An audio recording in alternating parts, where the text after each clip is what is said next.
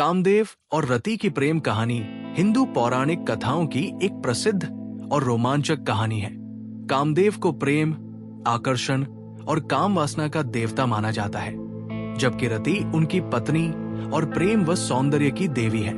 ये कहानी न केवल उनके प्रेम को दर्शाती है, बल्कि उनके जीवन की घटनाओं से जुड़े कई महत्वपूर्ण पौराणिक प्रसंगों को भी उजागर करती है। आइए इसे विस्तार से जानते हैं।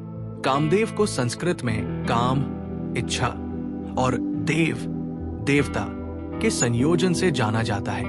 इन्हें प्रेम और आकर्षण का स्वामी कहा जाता है। इनका वर्णन एक सुंदर युवा पुरुष के रूप में मिलता है, जो फूलों से बने धनुष और तीरों से सुसज्जित होता है। इनके तीर मन को मोहित करने की शक्ति रखते हैं। कामदेव के पिता ब्रह्मा या विष्णु माने जाते हैं। विभिन्न ग्रंथों में अलग अलग उल्लेख है और इनकी माता लक्ष्मी या संध्या बताई जाती है। रति, जिनका नाम रति शब्द से लिया गया है, जिसका अर्थ है प्रेम, सुख या आनंद, कामदेव की पत्नी और सहचरी है। वे सौंदर्य, प्रेम और भक्ति की प्रतीक है।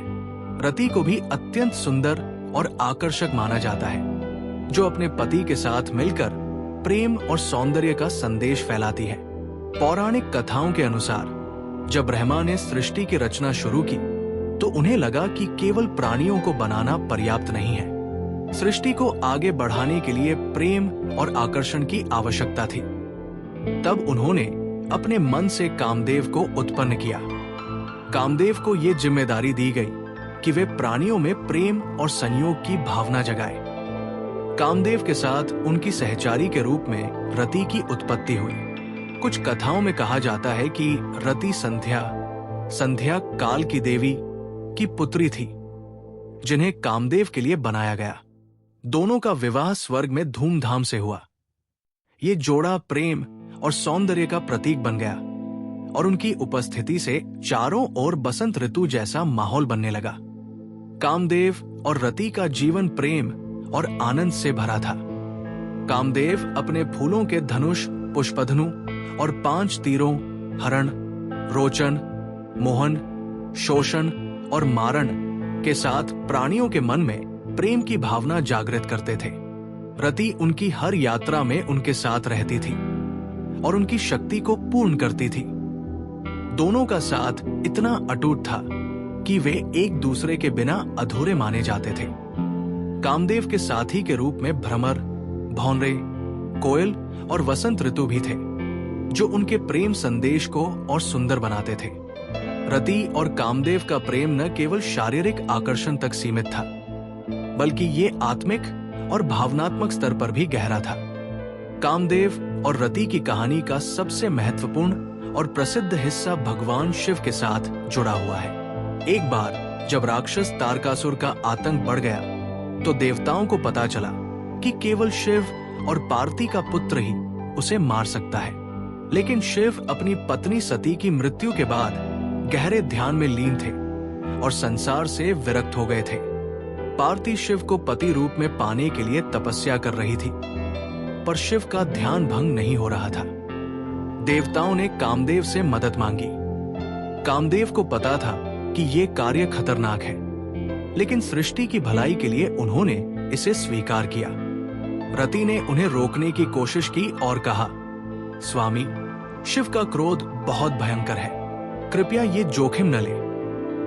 लेकिन कामदेव ने कहा, रति, ये मेरा कर्तव्य है। अगर मैं सफल हुआ तो सृष्टि बचेगी। कामदेव वसंत ऋतु, फूलों और रति के साथ शिव के पास पहुंचे। उन्होंने अपने मोहन बाण से शिव पर प्रहार किया। तीर ने अपना काम किया और शिव का ध्यान टूट गया। लेकिन जब शिव ने देखा कि कामदेव ने उनका तप भंग किया है, तो वे क्रोधित हो गए।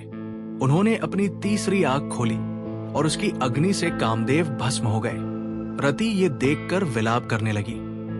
उनकी करुण पुकार सुनकर पार्वती और अन्य देवताओं ने शिव से प्रार्थना की। अंततः शिव ने कामदेव को जीवन दान दिया, लेकिन एक शर्त के साथ, वे अब अदृश्य रूप में रहेंगे, जिसे अनंग, बिना शरीर वाला कहा जाता है। इस तरह कामदेव फिर से रति के साथ एक हुए, पर अब वे केवल भावना और ऊर्जा के रूप में विद्यमान थे। इस घटना के बाद भी रति और कामदेव का प्रेम अटूट रहा। रति ने अपने पति को खोने का दुख सहा, लेकिन उनकी भक्ति और प्रेम ने उन्हें वापस पा लिया। कुछ कथाओं में कहा जाता है कि बाद में कामदेव ने भगवान विष्णु के अवतार श्री कृष्ण के पुत्र प्रद्युम्न के रूप में जन्म लिया और रति उनकी पत्नी रुक्मावती बनी। इस तरह उनका प्रेम चक्र फिर से पूर्ण हुआ।